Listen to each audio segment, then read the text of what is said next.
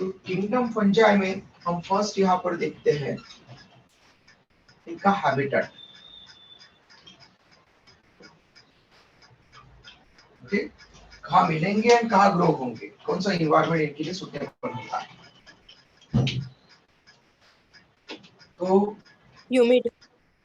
Fungi are cosmopolitan. Yes, humid environment तो होता ही है, but fungi are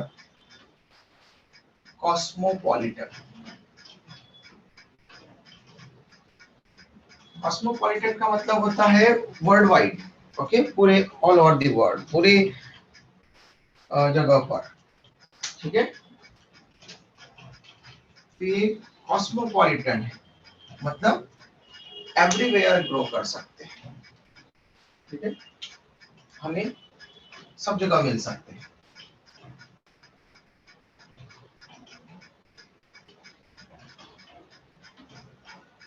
found in air, water, soil,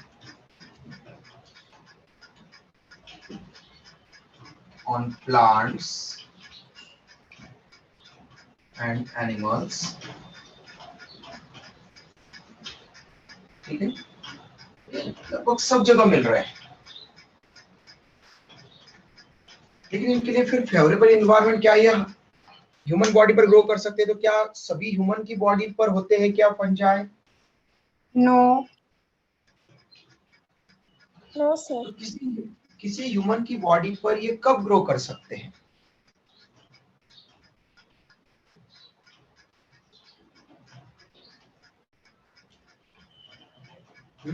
anyone? किसी ह्यूमन की बॉडी पर फंजाई कब ग्रो कर सकते हैं? फंगस इन्फेक्शन किसी ह्यूमन को कब हो सकता है? अगर वो अपनी बॉडी को नीट एंड क्लीन।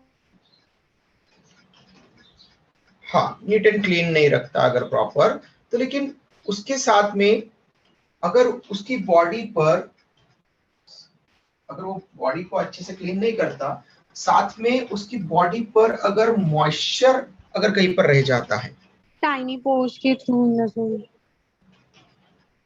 हाँ, वहां पर स्पोर्स के थ्रू तो होगा। वो स्पोर जो एयर में है, सॉइल में है, वो अगर कांटेक्ट में आए हमारे, तो स्प्रेड होने का चांसेस है। लेकिन कब?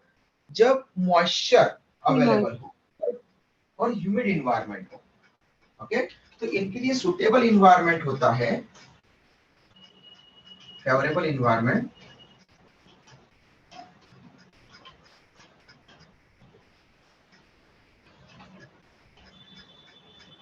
सुटेबल इन्वायरमेंट और favourable environment is hot and humid places, मतलब warm and humid places.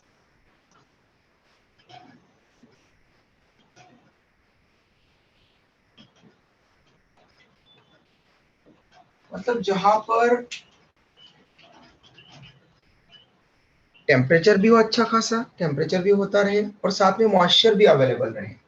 Okay, तो अगर किसी ह्यूमन बॉडी पर अगर कहीं पर अगर फंगस का इन्फेक्शन हो रहा है एक्टोपैरासाइट के फॉर्म में, ओके, बाहर सरफेस पर कान के पीछे हो सकता है, ओके, है ना, मतलब स्किन पर हो सकता है, तो ये कब होगा? जब वहां पर कुछ मॉइस्चर भी अवेलेबल होगा। ठीक है, मॉइस्चर भी अवेलेबल होगा। तो साथ में मतलब अगर मॉइस्चर अगर नहीं हुआ, पूरी बॉडी क्लीन होने के बाद में ड्राई हो, तो वहां पर इसके ग्रो होने के चांसेस बहुत कम हो जाएंगे। ठीक है, ये ध्यान रखना। तो बॉडी पर मॉइस्चर, बाहर से मॉइस्चर, बाहर से, ओके, बॉडी पर ज्यादा नहीं होना चाहिए। ठीक है, या नहीं रहना चाहिए ज्यादातर। तो बॉडी पर पानी वगैरह जो है वो जब भी हम बात लेते हैं, ठीक है, तो ऐसे टाइम पर वहां पर बॉडी को जो है वो अच्छे से ड्राई करना चाहिए, जिससे कि वहां पर हॉट एंड ह्यूमिड इन्वायरमेंट में फिर इनके ग्रो करने के चांसेस ना हो हमारी बॉडी पर। तो ऐसे ही यहाँ पर तो अभी बारिश का सीजन चल रहा है, लेकिन साथ साथ में नागपुर में यहाँ पर टेम्परेचर भी रहता है अच्छा खासा। तो जो वार्म एंड ह्यूमिड एनवायरनमेंट है नागपुर का, वो इनको फ्लरिश करने में हेल्प करता है। इस सीजन में यहाँ पर इस टाइम पर ये अच्छे से ज्यादा ग्रो कर सकते हैं। ठीक है, अप्रैल में, जून, जुलाई, अगस्त, यहाँ तक का जो टाइम पीरियड है, यहाँ पर हमारे इधर ये अच्छे से ग्रो कर सकते हैं। और बाकी तो इनको किसी बंद कमरे में जो है वो hot and humid environment provide करवा करके कभी भी ग्रो करवाया जा सकता है। तो जो लोग कमर्शियली मशरूम्स वगैरह ग्रो करते हैं, ओके, वो किसी रूम में भी उनको ग्रो करवा सकते हैं hot and humid environment provide करवा कर। ठीक है,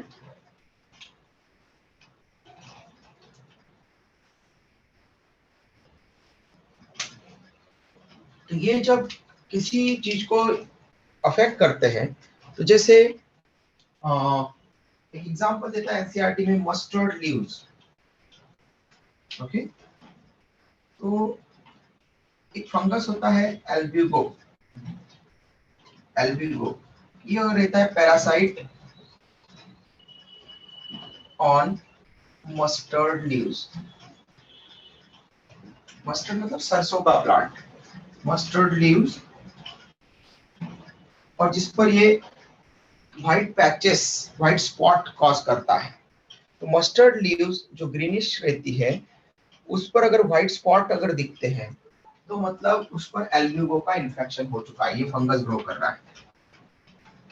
causes white spot on leaves.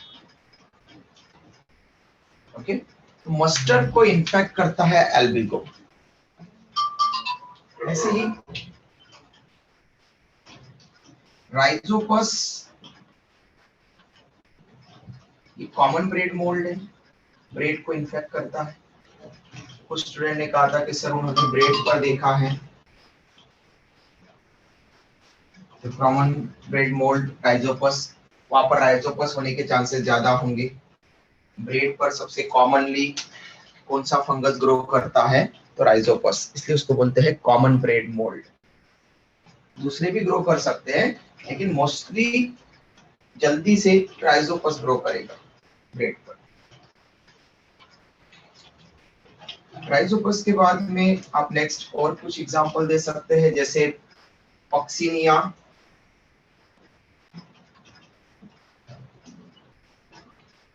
पॉक्सीनिया ये रस्ट कॉजिंग फंगस होता है।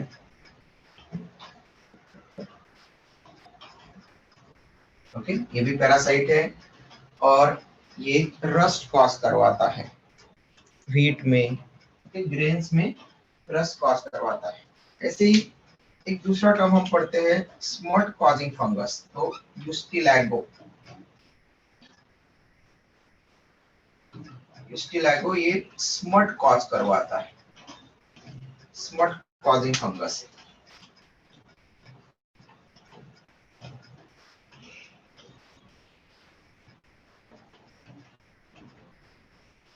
Okay, smut causing fungus. वैसे मेनली वहां पर फंजाई जो है आपको दिखेंगे कि जो अलग अलग वहां पर ग्रो करते हैं। इवन आप मशरूम्स पढ़ते हैं, तो मशरूम्स ये भी फंजाई में आते हैं। मशरूम दो टाइप के होते हैं, एडिबल एंड नॉन एडिबल।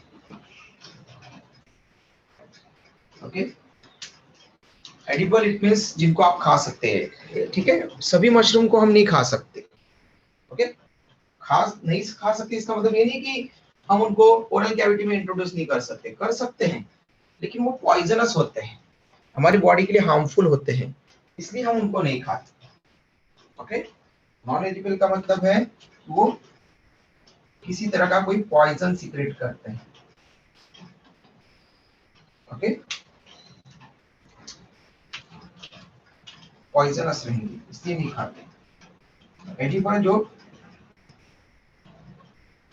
जिनको हम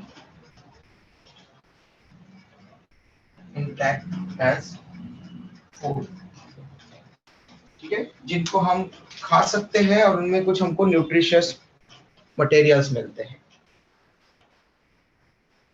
कुछ ऐसे फंगस होते हैं जो कुछ स्पेशल टाइप के प्रोडक्ट बनाते हैं, लाइक पेनिसिलिन।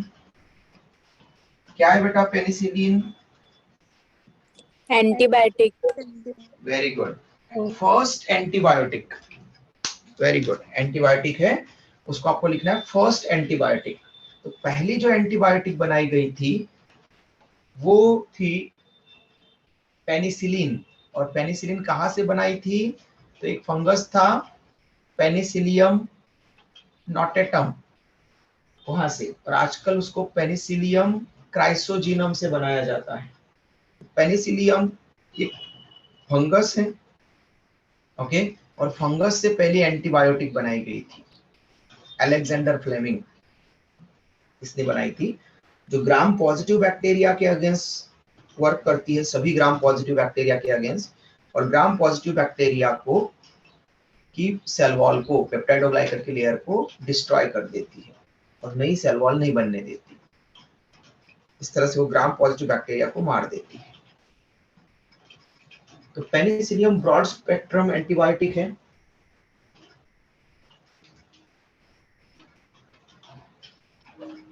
पेनिसिलियम से एंटीबायोटिक प्रोड्यूस की जाती है, पेनिसिलिन।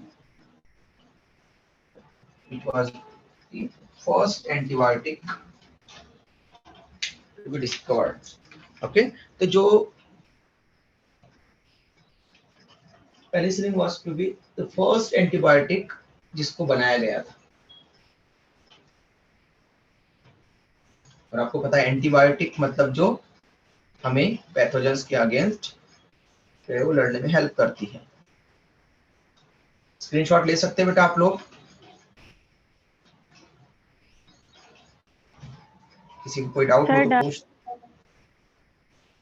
वेरी गुड बेटा। Yes sir, doubt. किसी को कोई डाउट है यहाँ तक?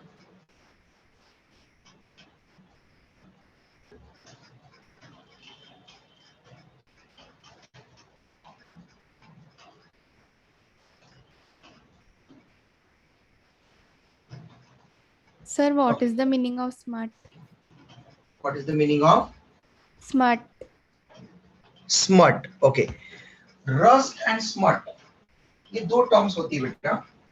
Okay, rust generally whitish powdery mildew होता है, पाउडरी टाइप का जो है वहां पर रहेगा व्हाइटिश कलर का। तो जब हम व्हीट, राइस, ऐसे कुछ ग्रेन होते हैं जिनको ग्रो करवाते हैं, और अगर उनको ग्रो करवाते समय अगर पक्सिनिया वहां पर फंगस ने इन्फेक्शन कर लिया उस व्हीट को, समझ लो, तो उसके साथ में वहां पर जब फार्मर उसको निकालेंगे सीड को, तो उसके साथ में वहां पर थोड़ा सा व्हाइट पाउडरी ये भी निकल रहा है, तो मतलब वहां पर उस पक्सिनिया ने इन्फेक्ट किया था। ओके, वो उसका न्यूट्रिशन चुरा रहा था पैरासाइट के फॉर्म में। ओके, तो रस्ट अगर दिख रहा है हमको, व्हाइट पाउडरी मिल्ड्यू अगर दिख रहा है वहां पर, तो उसको बोलते हैं रस्ट। व्हाइल स्मट, स्मट मतलब कि ब्लैक, ब्लैक कलर का हो सकता है। ब्लैक जो है वो वहां पर ब्लैक पाउडरी रहेगा, वो भी ब्लैक कलर का, तो उसको बोलते हैं स्मट। क्लियर हुआ बेटा? Yes, sir. ओके, नाउ ये पक्सिनिया, यूस्टिलैगो, ये ग्रेन्स को अफेक्ट करते हैं, मतलब एक तरह से ये फंगल पेस्ट है, पेस्ट है। इनके लिए फिर फंजीसाइड यूज करेंगे तभी जाकर के ये प्लांट से हट सकेंगे।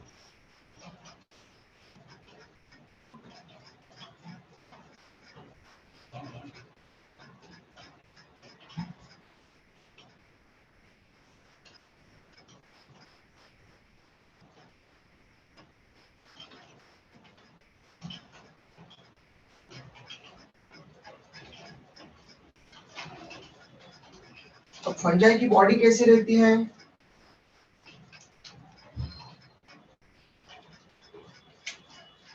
Body body of a fungus is composed of single cell or many cells, depending upon कि वो unicellular fungus है या multicellular fungus. unicellular. Body organisation में दो तरह के हो सकते हैं फंजाई, यूनिसेलुलर और Cellular. मल्टीसेलुलर. ओके, यूनिसेलुलर और मल्टीसेलुलर फंजाई. यूनिसेलुलर मतलब सिंगल सेल वाले. ओके, यूनिसेलुलर का मतलब है सिंगल सेल वाले.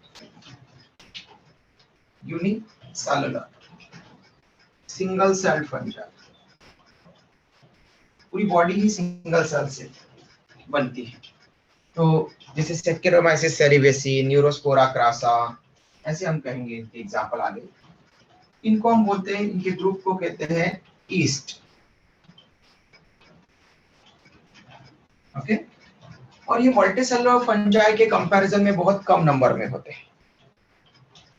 ओके, तो very few in numbers. While multicellular fungi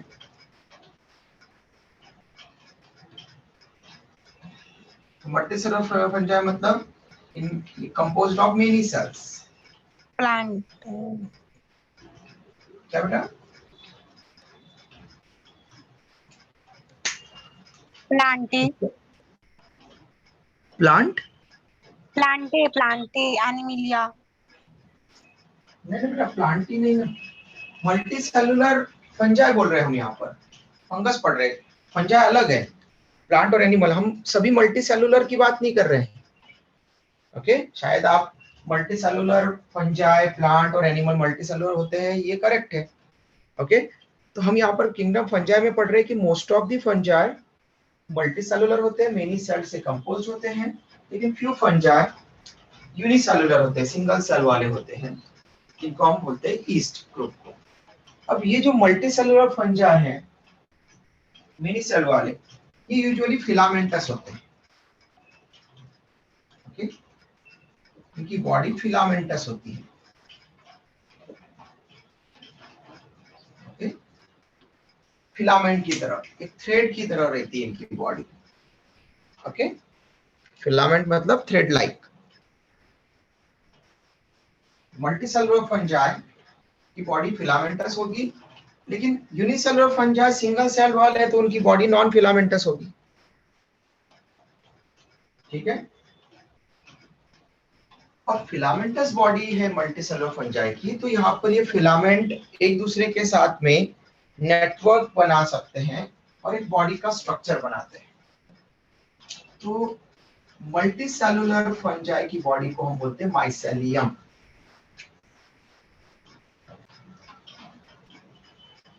Mycelium. Okay. Body of multicellular fungi termed as mycelium. Single को mycelium, many को mycelia. Okay. कैसे बनती है mycelium? तो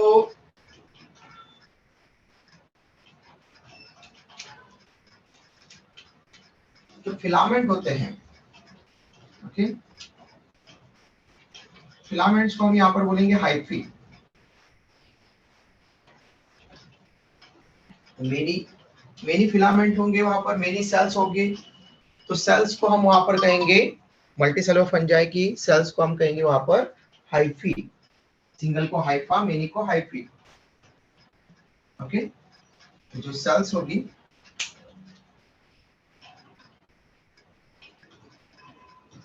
उनको हाइफी कहेंगे. Okay, hyphae. सिंगल को बोलते हैं हाइफा. ओके, सिंगुलर टर्म है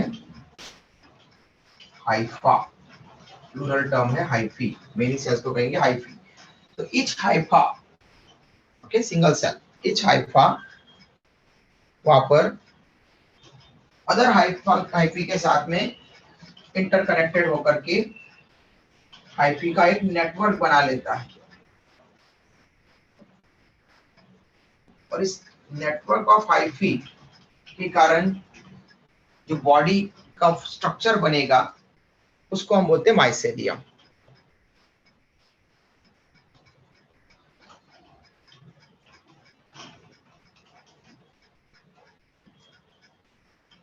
ओके, नेटवर्क ऑफ हाइफी को क्या बोलेंगे? माइसेलियम।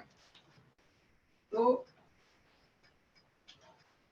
मिनी हाइफी फ्यूज होकर के माइसेलियम बनाते हैं, मतलब मल्टीसेलुलर फंजाई में माइसेलियम होगी, क्योंकि मेनी हाइफी है और मतलब मेनी सेल से मतलब मेनी हाइफी है। मेनी हाइफी है तो एक दूसरे में इंटेंगल होंगे, एक दूसरे में फ्यूज होंगे, एक दूसरे के साथ में जुड़ेंगे, ठीक है, और जुड़ करके फिर जो स्ट्रक्चर बनाएगा, नेटवर्क बनेगा, उसको हम बोलेंगे माइसेलियम, ठीक है।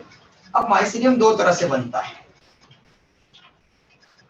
या तो जो हाइफी फ्यूज हो रहे हैं उनकी एक दूसरे की वॉल भी फ्यूज होगी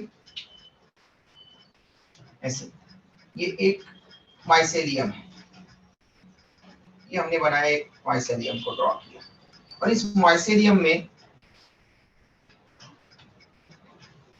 ये मिनी हाइफी यहाँ पर प्रेजेंट है, ठीक है। 4 हाइफी हमने बना दिए, दिख रहे हैं क्या आपको 4?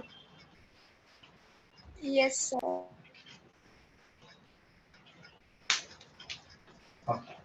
4 हाइफी दिख रहे हैं, मतलब कि ये 4 हाइफी फ्यूज हो चुके हैं।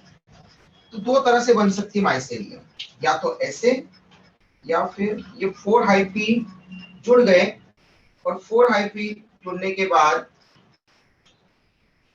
ओके, 4 हाइफी के लिए हमने ईच हाइफा का न्यूक्लियस दिखा दिया वहां पर, ओके। तो 4 न्यूक्लियाई दिख रहे हैं, मतलब 4 सेल्स फ्यूज हुई है। दोनों में डिफरेंस क्या दिख रहा है बेटा आपको? Cell wall. Good, okay. तो ईच हाइफी की वॉल जो है वो प्रेजेंट है फर्स्ट वाले में, लेकिन सेकंड वाले में सेल वाले जाते सेल वॉल नहीं है, ओके। हैं। तो मतलब यहाँ पर वॉल प्रेजेंट है, और वॉल के लिए हम टर्म यूज करते हैं थीका और सेप्टा। सिंगल सिंगल को थीकस, मेनी को थीका, और ऐसे ही मेनी वॉल्स को सेप्टा, और सिंगल को सेप्टम, ओके। मतलब यहाँ पर ए वाला जो हमने यहाँ पर इमेज बनाया है, डायग्राम बनाया है, तो ए वाले में सेप्टा प्रेजेंट है या एब्सेंट है? प्रेजेंट। प्रेजेंट है। प्रेजेंट है। Very good. देयरफॉर हम इसको बोलेंगे सेप्टेड माइसेलियम। तो ए हो जाएगी सेप्टेड माइसेलियम, क्योंकि सेप्टा प्रेजेंट है, देयरफॉर ये हो गई सेप्टेड माइसेलियम, ओके। वही बी में सेप्टा प्रेजेंट है या एब्सेंट है? एब्सेंट। एब्सेंट। एब्सेंट। एब्सेंट है, इसलिए बी वाली माइसेलियम हो जाएगी ए सेप्टेड माइसेलियम। बहुत ही इजी है, बस आपको वहां पर क्लियरिटी होना चाहिए। Septate mycelium and एसेप्टेड mycelium, okay. तो जब भी हम बोलेंगे सेप्टेड माइसेलियम, इसका मतलब होगा कि ईच हाइफी फ्यूज होने के बावजूद भी उनकी वॉल कंटिन्यूअस है, वॉल वहां पर प्रेजेंट है। वाइल अगर हाइफी फ्यूज होने के बाद में उनका साइटोप्लाज्म भी फ्यूज हो गया, सेल वॉल, उनकी वॉल सेप्टा नहीं प्रेजेंट है, उनके साइटोप्लाज्म फ्यूज होकर के न्यूक्लियाई एक साथ में दिख रहे हैं एक माइसेलियम में, सभी सेल्स के, सभी वहां पर हाइफी के, तो उसको एसेप्टेड माइसेलियम कहेंगे, ओके। तो जो बी वाला स्ट्रक्चर दिख रहा है उसमें ऐसा लग रहा है कि ये एक सिंगल सेल है और उसमें मेनी न्यूक्लियाई है, ओके। यूजुअली एक सिंगल सेल में सिंगल न्यूक्लियस होता है, मतलब यूनी न्यूक्लिएटेड होती है नॉर्मल सेल्स।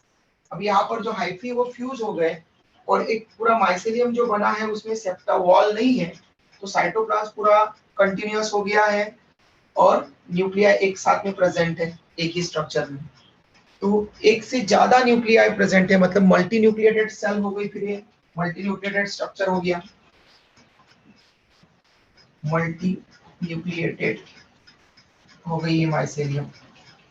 ओके, और मल्टी न्यूक्लिएटेड स्ट्रक्चर है तो उसके लिए क्या टर्म यूज करते बेटा हम? कोई सेल अगर मल्टी न्यूक्लिएटेड हो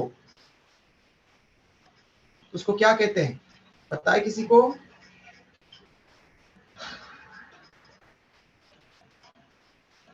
If a cell possess more than one nuclei, तो हम उस सेल को क्या कहते हैं? मेनी न्यूक्लिएटेड सेल को क्या कहते हैं? नहीं, मल्टी न्यूक्लिएटेड। हाँ बेटा, पॉलीन्यूक्लियर सेल्स। नहीं बेटा, मल्टी न्यूक्लिएटेड सेल को हम कहेंगे फिर सिनोसाइटिक और सिंसिशियल सेल। सिनोसाइटिक और सिंसिशियल सेल ऐसा कहते हैं। मल्टी न्यूक्लिएटेड सेल को सिनोसाइटिक और सिंसिशियल। यहाँ पर ये पूरा माइसेलियम है तो सिनोसाइटिक माइसेलियम और सिंसिशियल माइसेलियम ऐसा करेंगे। एक्चुअल में प्लांट और फंगस के लिए प्रीफर करते हैं सिनोसाइटिक टर्म। ओके, प्लांट और फंगस के लिए जब किसी प्लांट या फंगस के सेल में मेनी न्यूक्लियाई हो या ऐसा स्ट्रक्चर हो जिसमें कि मेनी न्यूक्लिएटेड कंडीशन हो, उसको हम सिनोसाइटिक टर्म यूज करते हैं प्लांट और फंगस के लिए। और एनिमल्स के लिए सिंसिशियल प्रीफर करते हैं। ओके, तो ये एनिमल्स के लिए प्रीफर किया जाता है अगर किसी एनिमल की सेल मल्टी न्यूक्लिएटेड हो तो। क्या आपको पता है बेटा किसी एनिमल की सेल मल्टी न्यूक्लिएटेड का एग्जांपल पता है?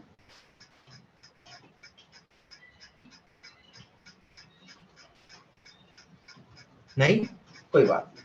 हम पढ़ेंगे अर्थवर्म। अर्थवर्म आपके सिलेबस में है। सेकंड यूनिट जब हम पढ़ते हैं तो उसमें स्ट्रक्चरल ऑर्गेनाइजेशन इन एनिमल्स ये आपको चैप्टर है। और इस चैप्टर में हमको 3 एनिमल्स के बारे में पढ़ना है, earthworm, cockroach and frog. Okay, बाकी जो ह्यूमन फिजियोलॉजी उसमें पूरा ह्यूमन बीइंग्स के बारे में, मतलब फिजियोलॉजी में पूरा ह्यूमन बीइंग्स के बारे में। लेकिन ये 3 अलग से वहां पर आपको दिए हैं कि जिसकी बेसिस पर आप, हमारे में कॉम्प्लेक्स है तो उनमें सिंपल स्ट्रक्चर है तो कैसे इवॉल्व हुए होंगे, ये ट्रेस करने के लिए वहां पर अर्थवर्म, कॉकरोच एंड फ्रॉग, एक आर्थ्रोपोड, एक अर्थवर्म मतलब कि एनिलिड को, एक कॉकरोच मतलब इंसेक्ट है मतलब आर्थ्रोपोड को, और फ्रॉग मतलब एम्फीबियन को रखा है। ओके, कॉर्डेटा के। तो अर्थवर्म की जो स्किन होती है, अर्थवर्म की जो इपिथेलियम होती है, अपर लेयर जो होती है उसकी बॉडी की इंटेगमेंट, तो अर्थवर्म की इंटेगमेंट मतलब इपिथेलियल सेल्स सिंसिशियल होती है। इपिथेलियल सेल्स सिंसिशियल होती है मतलब मल्टी न्यूक्लिएटेड होती है। उसकी बॉडी की अपर सरफेस की जो सेल्स है, स्किन की जो सेल्स है, इंटेगमेंट भी बोलते हैं स्किन को। ओके, तो इपिथेलियम से बनती है। तो उसकी इपिथेलियल सेल्स, अर्थवर्म की इपिथेलियल सेल्स सिंसिशियल इपिथेलियम होती है। सिंसिशियल मतलब मल्टी न्यूक्लिएटेड सेल्स वाली। स्क्रीनशॉट ले सकते बेटा आप लोग।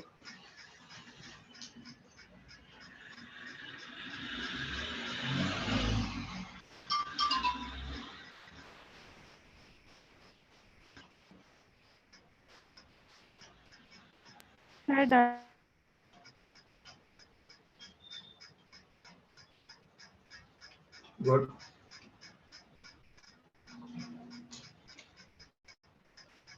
तो ये तो हमने कहा कि बॉडी उसकी प्रॉपर डिफरेंट सेल्स या हाइफे से बनी है। और हमने कहा कि उनमें सेल वॉल भी प्रेजेंट होती है, इसलिए हाइफे में कभी कभार हाइफे फ्यूज हो जाते हैं और अपनी सेल वॉल को लैक कर देते हैं, मल्टी न्यूक्लिएटेड स्ट्रक्चर दिखने लग जाते हैं हाइफे, और उनसे बनने वाली फिर माइसेलियम भी उसी बेसिस पर हमने कहा। तो सेल वॉल प्रेजेंट है।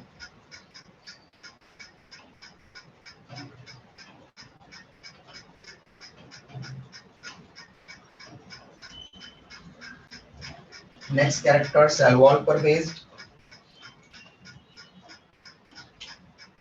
पंजाई में cell wall,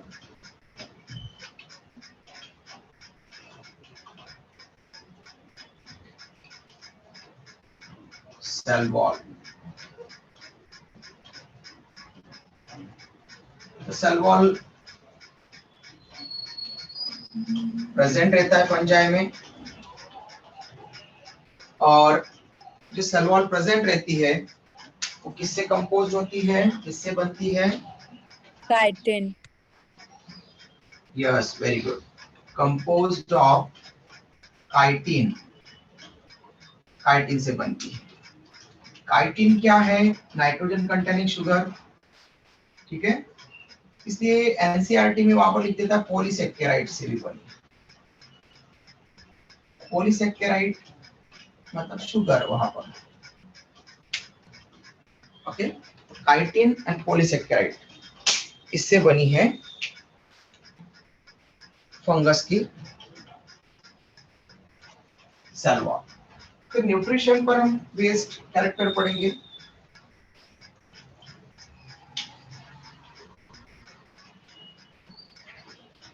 nutrition,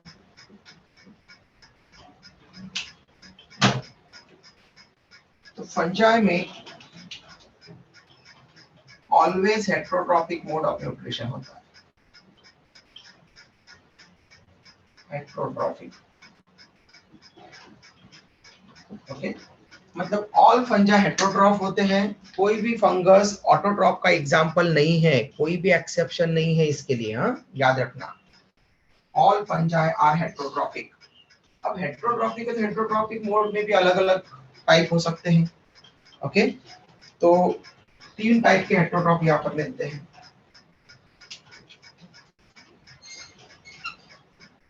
most of the heterotroph decomposer होते हैं।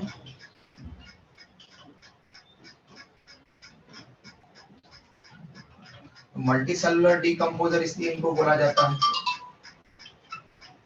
ओके। तो डीकंपोजर्स इसमें most of the fungi multi cellular decomposer है, ओके। और मल्टी सेलुलर डीकंपोजर है तो ये सेप्रोब्स की तरह बिहेव करते हैं, मतलब सेप्रोबायोटिक है। सेप्रोबायोटिक मतलब सेप्रोजोइक भी है और सेप्रोफाइटिक भी है।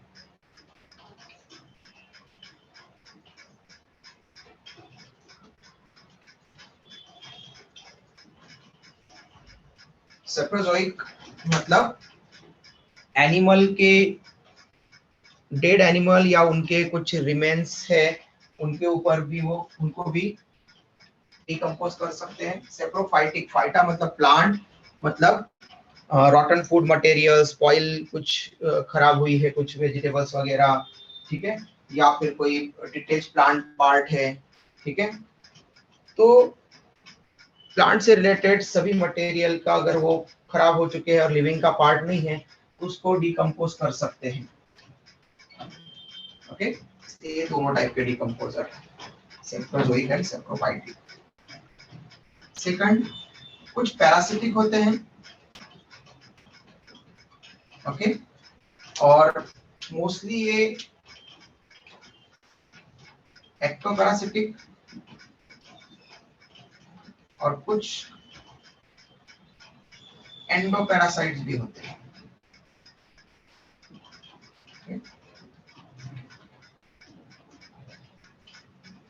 एक्टोपैरासाइट मतलब बॉडी सरफेस पर ग्रो करने वाले। कुछ एंडोपैरासाइट्स, आपने अभी अभी एक फंगस के बारे में पढ़ा होगा कोविड-19 के डिसीज में, म्यूकरमाइकोसिस, ओके। तो भी एक म्यूकर कैटेगरी का फंगस है, तो वो फंगस बॉडी के अंदर ग्रो कर रहा है, ठीक है, अंदर ग्रो कर सकता है, तो इसलिए वो एंडोपैरासाइट हो जाएगा। तो पैरासिटिक हो सकते हैं। और कुछ सिम्बायोटिक एसोसिएशन में पार्टिसिपेट कर सकते हैं। कुछ फंजाई सिम्बायोटिक भी होते हैं, हेट्रोट्रॉपिक मोड में सिम्बायोटिक भी, ओके। अब पैरासाइट है तो होस्ट से न्यूट्रिशन लेगा, सिम्बायोटिक है तो सिम्बायोटिक में म्यूचुअल बेनिफिशियल एसोसिएशन होता है, दोनों को फायदा होता है। तो फंगस को खाना मिलेगा, फूड एंड शेल्टर, ओके, और जो दूसरा होस्ट उसके साथ में, मतलब होस्ट नहीं बोलेंगे उसको, सिम्बायोन्ट बोलेंगे, मतलब उसके साथ में एसोसिएशन में मेंबर, तो उसको साथ में क्या मिलता है, उसको कुछ स्पेशल चीजें मिलती है, ओके, जिसकी उसको रिक्वायरमेंट होती है वो उस ऑर्गेनिज्म को मिलेगा। जैसे सिम्बायोटिक फंजाई के एग्जांपल हम अगर लिखते हैं तो सबसे पहले एक होता है माइकोराइजा,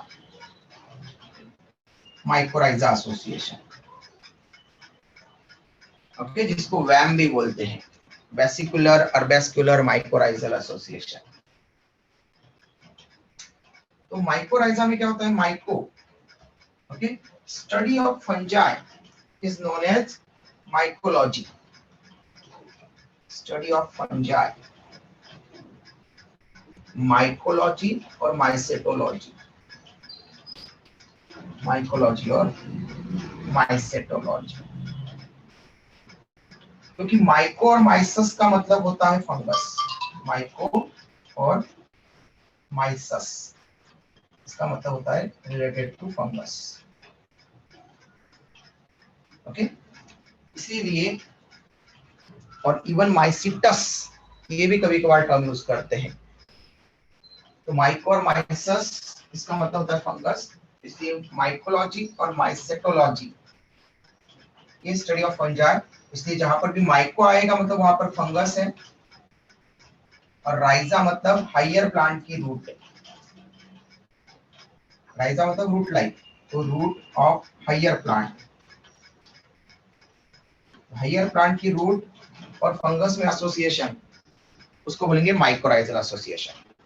अब कभी कभार क्या होता है कि कुछ ऐसे प्लांट होते हैं जिनकी रूट्स कुछ स्पेशल मिनरल्स को नहीं ले पाती, अपटेक नहीं कर पाती। फंगस, फंगस बहुत अच्छी तरह से अब्जॉर्प्शन कर सकता है। फंगस अपना खाना भी बाहर से क्या करता है, बाहर अगर कोई फूड पड़ा हुआ है जिसको उसको डिकम्पोज करना या खाना है, ठीक है, तो वो क्या करता है, उस फूड का पहले सेमी डाइजेशन, हाफ जो डाइजेशन होता है, पार्शियल डाइजेशन होता है, वो बाहर ही करवा देता है। कैसे? क्योंकि वो फंगस जहां पर जिस फूड पर ग्रो करेगा उस फूड पर पहले वो क्या कर देगा, अपने कुछ डाइजेस्टिव एंजाइम का सिक्रेशन डाल देगा, फिर उसको सेमी डाइजेस्टेड फॉर्म में और अब्जॉर्बेबल फॉर्म में बाहर ही ब्रेक करेगा और फिर उसको अब्जॉर्ब कर लेगा, ठीक है। तो अब्जॉर्प्शन की बहुत अच्छी क्वालिटी होती है फंगस के पास में, जो हाइफी होते हैं उसके कारण उसमें फंगस के पास में अब्जॉर्प्शन की अच्छी क्वालिटी होती है, तो न्यूट्रिएंट को, मटेरियल्स को, वाटर को अच्छी तरह से अब्जॉर्ब कर सकता है। इसलिए जब भी वो सिम्बायोटिक एसोसिएशन में होता है ना, तो उसका काम होता है कि या तो वाटर या मिनरल्स को अब्जॉर्ब करके देता है अपने दूसरे पार्टनर को, ठीक है। तो यहाँ पर भी जैसे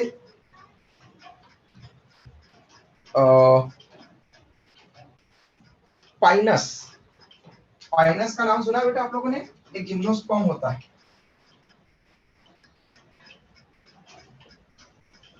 पाइनस, पाइनस साइकस, ये दो ज्यादा कॉमनली यूज करते हैं हम जब जिम्नोस्पर्म पढ़ते हैं तब। तो पाइनस, पाइनस एक जिम्नोस्पर्म है और पाइनस की रूट के साथ में ग्लोमस फंगस, ग्लोमस इस फंगस का एसोसिएशन होता है। पाइनस की रूट के साथ ग्लोमस फंगस का एसोसिएशन मतलब हो गया माइकोराइजल एसोसिएशन। तो पाइनस क्यों ग्रो करने देता है अपनी रूट के साथ में फंगस को? क्योंकि पाइनस अच्छी तरह से अपनी रूट की हेल्प से कुछ minerals like potassium and phosphorus इनको अच्छी तरह से अब्सॉर्ब नहीं कर पाता, ज्यादातर फास्फोरस, तो पोटेशियम और फास्फोरस को वो अच्छी तरह से अब्सॉर्ब नहीं कर पाता सॉइल से, इसलिए उसमें पोटेशियम या फास्फोरस से रिलेटेड डिफिशियंसी के डिसऑर्डर हो सकते हैं। इसलिए वो अगर ग्लोमस फंगस आसपास में है तो उसको अपनी रूट में इन्फेक्ट करने देता है, ओके, और बदले में उसको फूड एंड शेल्टर प्रोवाइड करता है, खाना पीना देता है, और उसके बदले में उसको ग्लोमस फंगस जो वाटर और मिनरल अब्जॉर्प्शन की अच्छी क्वालिटी है उससे वो सॉइल से फास्फोरस, पोटेशियम, ये मिनरल्स अच्छी तरह से अब्जॉर्ब करके वो प्लांट की रूट को प्रोवाइड करता है, ठीक है। इसलिए सिम्बायोटिक एसोसिएशन। क्लियर है बेटा? तो ये एसोसिएशन आप वहां पर लिख सकते हैं। एक सिम्बायोटिक एसोसिएशन एक और होता है इसका अलगी के साथ में, जिसको हम पढ़ते हैं लाइकेन। ये तो आपने पढ़ाई होगा, लाइकेन। Okay, lichen. लाइकेन में अलगी और फंगस का एसोसिएशन होता है। ठीक है, लाइकेन में अलगी, एक अलगा और एक फंगस, इनका एसोसिएशन होता है। तो फंगस अगेन नीचे रहेगा। ठीक है, फंगस में हाइफी है, रूट लाइक स्ट्रक्चर है वो हाइफी, इसलिए वो वहां पर एडहर करेंगे। ठीक है, वहां पर सपोर्ट प्रोवाइड करेंगे, वाटर और मिनरल का अब्सॉर्प्शन करके देंगे अलगी को, अलगी वाले पार्ट को। और अलगा, अलगा फोटोसिंथेटिक है, इसलिए वाटर मिनरल लेकर के लाइट की प्रेजेंस में फोटोसिंथेसिस करेगा और फूड प्रोवाइड करेगा फंगस को। तो फंगस वाटर और मिनरल देता है अलगल पार्ट को, अपर पार्ट को, और अपर पार्ट अलगा फूड सिंथेसिस करके कार्बोहाइड्रेट बना करके लोअर पार्ट फंगस को देता है लाइकेन। ठीक है बेटा, स्क्रीनशॉट ले लो आप लोग, किसी को यहाँ तक कोई डाउट है तो पूछ लो।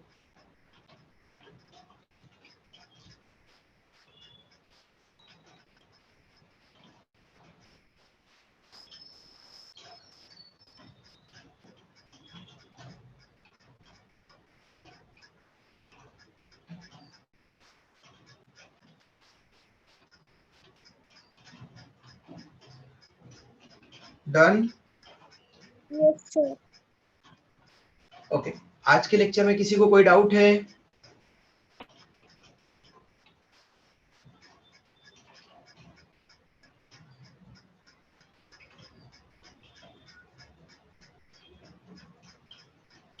Anyone has any doubt?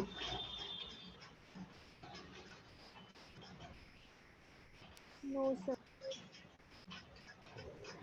नहीं है किसी को भी डाउट? Sir no sir. हाँ बोलो बेटा। Sir I have doubt. Hello, sir I have doubt. Yes shoot it बेटा। सर जो आपने वो कल लिखाए थे यूग्लिनोफाइटा में असेक्सुअल रिप्रोडक्शन में, उसमें वो लॉन्जिट्यूडनल बाइनरी फ्लैजेला होगा कि फिशन होगा? फिशन है बेटा, फिशन। Okay sir. देखो फ्लैजेला दो होते हैं उसमें, फ्लैजेला लोकोमोशन एंड मूवमेंट के लिए, तो एक वो जो फ्लैजेला है वो भी लॉन्जिट्यूडनल फ्लैजेला है, दोनों के दोनों। ओके, दोनों फ्लैजेला भी लॉन्जिट्यूडनल है, लेकिन एक फ्लैजेला जो है वो छोटा है और एक बड़ा है। ओके, तो अपर फ्लैजेला आ रहे हैं उसमें, अपाइकल फ्लैजेला बोलेंगे हम उसको। ठीक है, तो वो दोनों के दोनों फ्लैजेला जो है वो अलग साइज शेप वाले, इसलिए हमने उसको बोला था हेट्रोकॉन फ्लैजेलेशन। और जब वो फाइनली फिशन करता है, स्प्लिट होता है, तो वो लॉन्जिट्यूडनली स्प्लिट होता है वहां पर। ओके, इसलिए longitudinal binary fission. Yes sir, clear thank you बेटा? सर। Yes okay, sir. ठीक है, आप लोगों को protista and fungi next stage में आने वाला है, इसलिए किंगडम प्रोटिस्टा से फंजाई तक कोई भी एक बार अच्छे से रिवीजन कर लो, और कोई भी डाउट हो तो कल के दिन डाउट क्लास है आप लोगों की। ओके, तो कोई भी अगर आपको डाउट हो किंगडम प्रोटिस्टा से लेकर फंजाई तक, या फिर उसके पहले भी कोई किसी चैप्टर में, तो आप लोग कल पूछ सकते हैं। ओके, है ना, कल सैटरडे है, डाउट क्लास है आप लोगों की, तो कल डाउट क्लास होगी आपकी बायो की। तो उसमें आपको कोई भी डाउट होगा किंगडम प्रोटिस्टा से रिलेटेड, वो भी आप बोल सकते हैं। ओके सर बेटा? यस। सर ये वाले संडे को पेपर नहीं रहेगा ना? ये वाला मतलब अभी परसों है बेटा आपका, आपको बताया गया होगा ना कि अल्टरनेटिव संडे को टेस्ट होगा। सर अभी नहीं रहेगा ना? हाँ अभी तक तो ऐसा तो कुछ नहीं है, लास्ट संडे को ही हुआ ना बेटा टेस्ट, यस। है ना। लेकिन फिर भी आप कल के दिन डाउट क्लास है तो उसके लिए पूरा किंगडम प्रोटिस्टा पढ़ लो, और फंजाई का जो पढ़ा है आज तक का वो पढ़ लो। कोई डाउट होगा तो पहले उसके किंगडम प्रोटिस्टा और फंजाई के डाउट पूछ लो, और फिर लेटर पार्ट की अगर कुछ भी आपको डाउट है, लिविंग वर्ड, लिविंग वर्ड हो चुका है, उसके बाद में डाइजेशन अब्जॉर्प्शन हो चुका है, और ये बायोलॉजिकल क्लासिफिकेशन का किंगडम मोनेरा तक भी आपको कोई प्रॉब्लम है तो वो भी पूछ सकते हैं। ओके बेटा, यस सर।